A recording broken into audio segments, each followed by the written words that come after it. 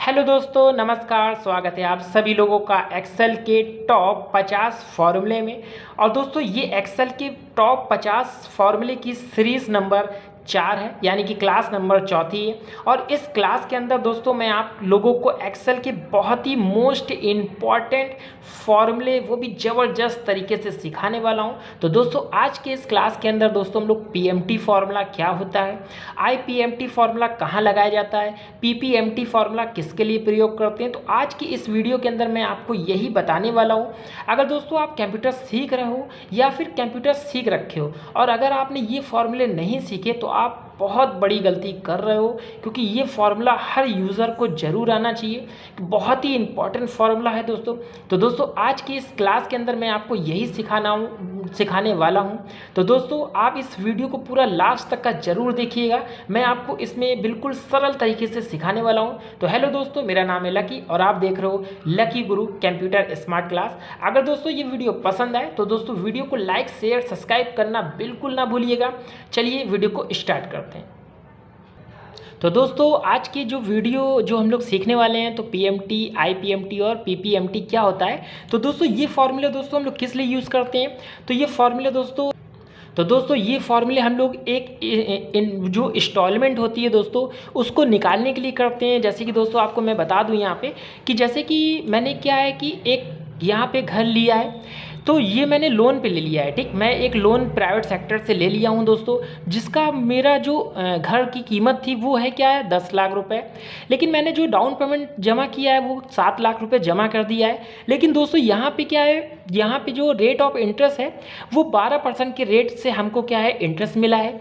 और यहाँ पे जो पीरियड है वो हमें 3 साल का समय दिया गया है कि आप 3 साल के अंदर में ये पैसा जमा कर सकते हो। ठीक, अब देखिए दोस्तों, यहाँ पे 7 लाख रुपए तो मेरा डाउन पेमेंट था, ठीक, एक घर की कीमत के लिए, और 10 लाख का घर था। लेकिन क्या है कि यहाँ पे जैसे कि 10 में से 7 गया, 3 लाख रुपए हमें मूलधन भी देना है, उसके साथ ब्याज भी देना है। तो दोस्तों यहाँ पे ईएमआई हमको कितना निकलेगा, तो उसके लिए ये फॉर्मूले यूज़ किए जाते हैं। जैसे कि यहाँ पे ईएमआई मैंने पीएमटी निकालना है तो वो महीने के लिए होता है।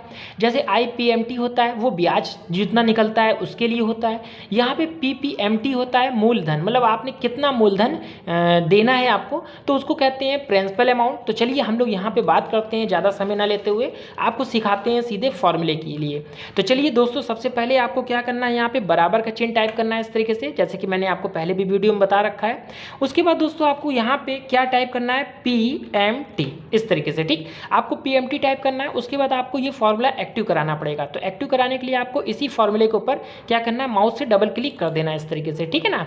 उसके बाद दोस्तों यहाँ पे आपको ये पूछ रहा है रेट, तो आपको रेट ऑफ इंटरेस्ट पूछ रहा है, भैया आपका जो रेट ऑफ इंटरेस्ट है वो कितने % देना है, तो आपको यहाँ पे रेट ऑफ इंटरेस्ट पे क्लिक कर देना है। ठीक, अब देखिए यहाँ पे एक चीज़ का आपको और भी ध्यान देना है, जब आप कोई डेटा बना रहे हो तो यहाँ पे रेट ऑफ इंटरेस्ट आपको यहाँ पे % पे ही लेना है। ठीक, बिना % के दोस्तों यहाँ पे मत लीजिएगा, क्योंकि फॉर्मूला फिर थोड़ा गड़बड़ा जाएगा। ठीक, इसलिए आप कभी भी पीएमटी निकालिएगा, यानी कि इंस्टॉलमेंट निकालेंगे पर मंथ की, तो आपको यहाँ पे % ही ले लेना है। ठीक, ये आपको ध्यान देना है। तो चलिए बात कर लेते हैं। यहाँ पे आपको ये क्या करना है, इस रेट ऑफ इंटरेस्ट को क्लिक कर लेना है, ठीक, ले लेना है।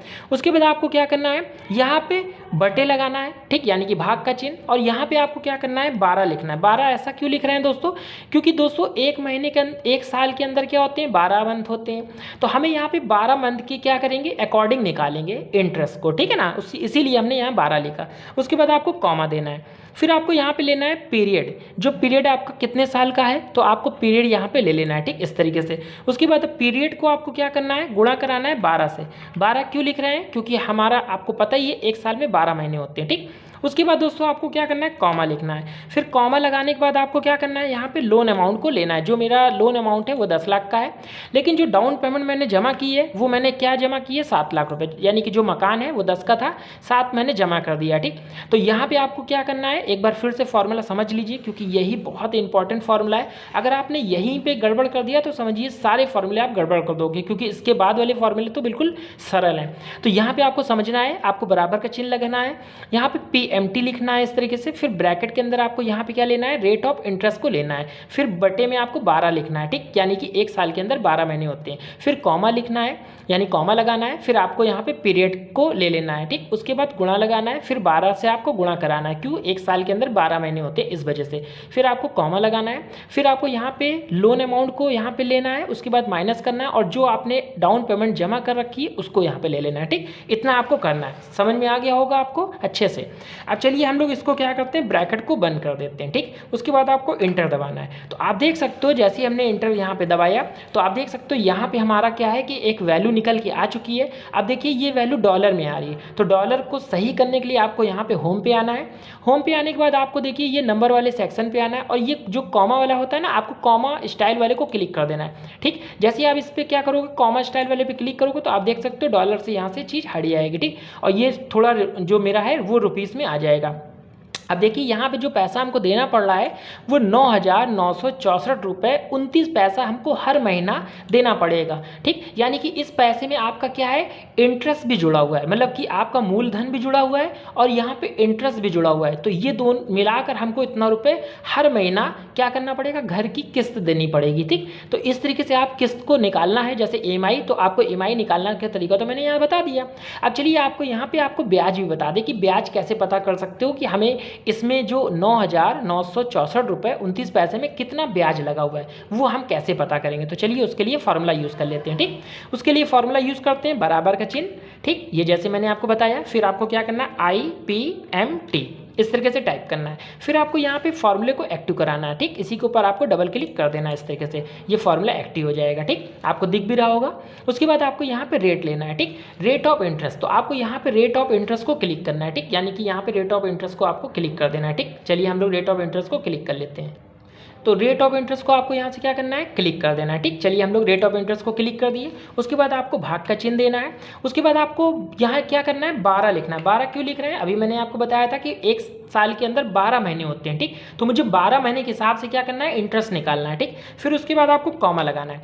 आप किस मंथ का निकालना चाहते हो, मतलब कौन से मंथ का, 1 महीने का, 2 महीने का, 3 महीने का, 4 महीने का, 6 महीने का, जिस भी मंथ का आपको निकालना है वो यहाँ पे आपको टाइप कर देना है, ठीक। चलिए हम 1 महीने का निकालते हैं, तो हमने 1 यहाँ पे टाइप कर दिया। उसके बाद आपको यहाँ कॉमा देना है। उसके बाद आपको यहाँ पे क्या देना है, पीरियड, तो पीरियड आपका क्या है, 3 साल का, तो चलिए हम लोग 3 साल का यहाँ पे लगा देते हैं इसको, ठीक। पीरियड को आपको क्लिक करना है। उसके बाद आपको क्या करना है, गुणे का चिन्ह लगाना है और यहाँ पे 12 आपको टाइप करना है, ठीक, यानी कि 12 से हमको क्या करना है, इसको कैलकुलेट कराना है, क्योंकि एक साल में 12 महीने होते हैं, तो 3 साल के अंदर आपके कितने मंथ हो जाएंगे, तो वो आपको 48 महीने का क्या करना है, इंटरेस्ट एक साथ हम लोग वैल्यू निकालेंगे। फिर कॉमा करना है और यहाँ पे आपको लोन वाली वैल्यू को ले लेनी है, जो आपने लोन लिया है 10 लाख का, उसमें आपने कितना पैसा जमा किया है उसको आपको माइनस कर देना है, तो माइनस का चिन्ह लगाएंगे और यहाँ पे डाउन पेमेंट को माइनस करा देंगे, ठीक। तो एक बार और देख लीजिए आप PMT का भी फॉर्मूला। तो पहले आपको बराबर का चिन्ह टाइप करना है, फिर IPMT लिखना है, उसके बाद ब्रैकेट करना है, फिर आपको क्या है, इंटरेस्ट लेना है, भाग का चिन्ह लगाना है, फिर 12 लिखना है। इतना आपको समझ में आ गया।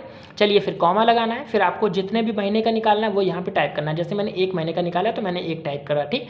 फिर कॉमा लगाना है, फिर आपको यहाँ पे जो पीरियड है वो ले लेना है और गुणा करा देना है 12 से, ठीक। फिर कॉमा लगा के आपको क्या करना है, आपको लोन अमाउंट को ले लेना है और जितना आपने डाउन पेमेंट जमा कर दिया उसको आपको यहाँ पे माइनस करा देना है, ठीक। और बस आपको ब्रैकेट क्लोज करना है, इस तरीके से इंटर बटन दबाना है। तो आप देख सकते हो यहाँ पे मेरी वैल्यू आ चुकी है। तो चलिए इसको हम लोग क्या कर लेते हैं, डॉलर से हटा देते हैं। डॉलर को हटाने के लिए मैंने आपको बताया होम पे आइए, यहाँ पे नंबर वाले सेक्शन पे आना और कॉमा वाले को क्लिक कर देना, ठीक। देखिए यहाँ से ये चीज़ हट गया है, थोड़ा सा इसको बड़ा कर लेते हैं ताकि आपको चीज़ें क्या हो यहाँ से दिखाई दे, ठीक। चलिए हम इतना बड़ा मैंने इसको कर दिया और थोड़ा सा यहाँ पे हम बोल्ड भी कर देते हैं। अब आप देख सकते हो दोस्तों यहाँ पे जो अमाउंट है मेरा, कि ये अमाउंट देखिए 3,000 रुपये केवल हमको ब्याज देना पड़ रहा है, मतलब 9,964 रुपये 29 पैसे में सिर्फ 3,000 रुपये मेरा ब्याज है, ठीक। लेकिन ब्याज है और जो मेरा मूलधन है, ठीक, वो मूलधन कितना है तो वो आपको पता करने के लिए PPMT का फॉर्मूला लगाना होता है, ठीक। चलिए हम लोग यहाँ से PPMT का भी फॉर्मूला लगा के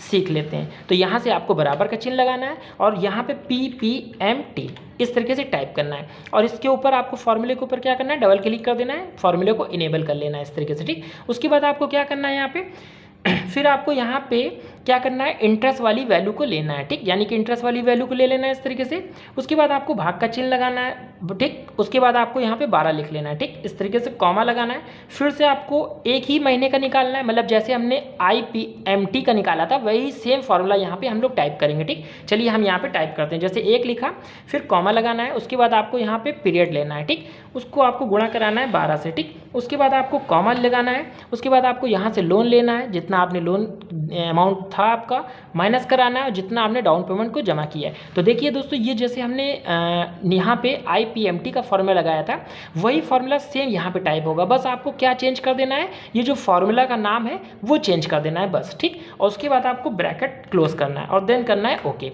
तो आप देख सकते हो यहाँ पे मेरी वैल्यू आ चुकी है। चलिए इसको हम लोग डॉलर से हटा देते हैं यहाँ पे। अब आप देख सकते हो जो मेरी मेन वैल्यू है, यानी कि मूलधन है, मूलधन हमको 6,964 रुपये 29 पैसा देना है, और जो साथ में ब्याज लग रहा था वो हमको 3,000 रुपये देना पड़ रहा, ठीक। लेकिन दोनों मिलाकर टोटल वैल्यू जो मेरा हर महीने की किस्त जा रही है ना, यानी कि जो मेरी EMI जा रही है वो 9,964 रुपये 29 पैसे हम क्या करना पड़ रहा है, हर महीना देना पड़ रहा है, ठीक है ना। तो दोस्तों अगर ये दोनों वैल्यू अगर हम मिला लेते हैं यहाँ पे, चलिए हम यहाँ पे क्या करते हैं, एक टोटल निकाल देते हैं ताकि कंफ्यूजन ना रह जाए। तो हम लोग बराबर का चिन्ह लगाते हैं और ये वैल्यू को क्लिक कर लेते हैं इस तरीके से, फिर प्लस लगाते हैं यहाँ से और ये वाली वैल्यू क्लिक कर लेते हैं, ठीक, और इंटर बटन दबाते हैं। तो आप देख सकते हो यहाँ पे ये वैल्यू आ चुकी है। थोड़ा सा बड़ा कर दे, ठीक, ताकि आपको दिखाई दे, ठीक है ना, इस तरीके से। चलिए हम थोड़ा सा इसको बड़ा कर दें ताकि आपको चीज़ें दिखाई दे इस तरीके से, ठीक। देखिए मैंने इसको क्या किया, ये देखिए मैंने इन दोनों को कैलकुलेट किया, तो देखिए ये पूरी वैल्यू मेरी जो EMI निकली थी वो सेम वैल्यू दिख रही है, ठीक। तो इस तरीके से दोस्तों आप EMI निकाल सकते हो किसी का भी, ठीक। मैंने आपको यहाँ पे ये 3 फॉर्मूले बहुत अच्छे तरीके से बताए हैं जो कि आपको अच्छे से समझ में भी आ गया होगा दोस्तों। तो दोस्तों ये वीडियो आपको कैसी लगी, तो दोस्तों आप कमेंट सेक्शन में इसका जरूर आंसर दीजिएगा, रिप्लाई दीजिएगा। और दोस्तों इस वीडियो को अगर अभी तक आपने लाइक शेयर सब्सक्राइब नहीं किया है तो जल्दी से आप लोग ये चीज़ जरूर कर दीजिए। तो चलिए फिर मिलते हैं नेक्स्ट वीडियो में और नई जानकारी के साथ, तब तक के लिए धन्यवाद।